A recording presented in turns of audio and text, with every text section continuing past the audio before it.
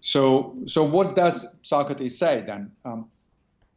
Socrates is the first philosopher to explicitly reject an interest in what we today call natural philosophy or science, right?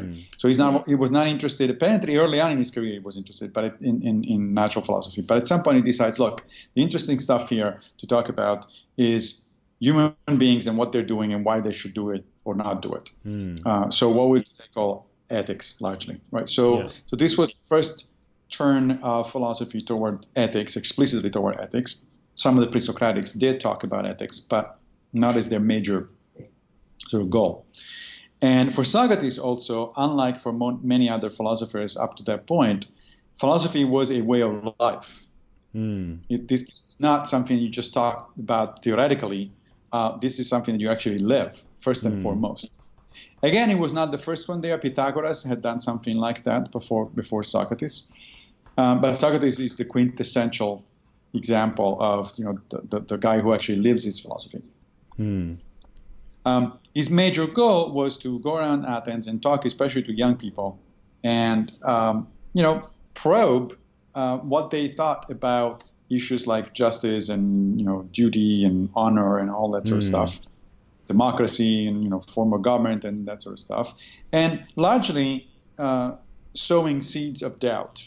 Right, the Socratic dialogues almost always end in what is called aporia in Greek. Aporia is basically a confusion or inconclusiveness. Right? So there's no dialogue in which you get to the end of it and you say, oh, so that's what Socrates was getting at. This is the answer to the question.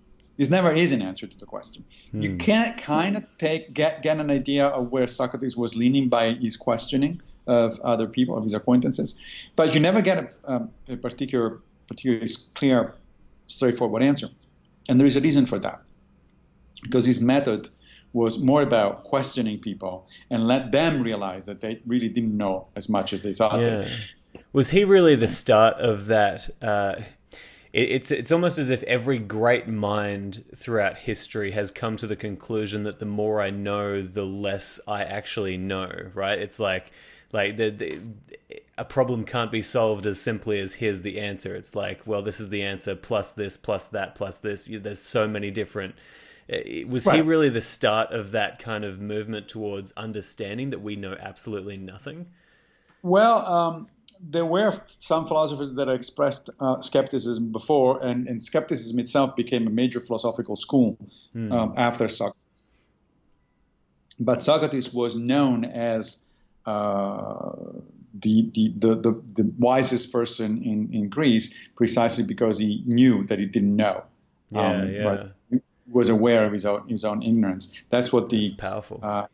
That's what the oracle at Delphi had told one of his friends, that Socrates was the most wise person in Greece, and Socrates didn't understand that. He's like, "What do you mean? I don't know anything." And yeah, that's right. That's why you're the most wise person, because you realize the extent of your ignorance.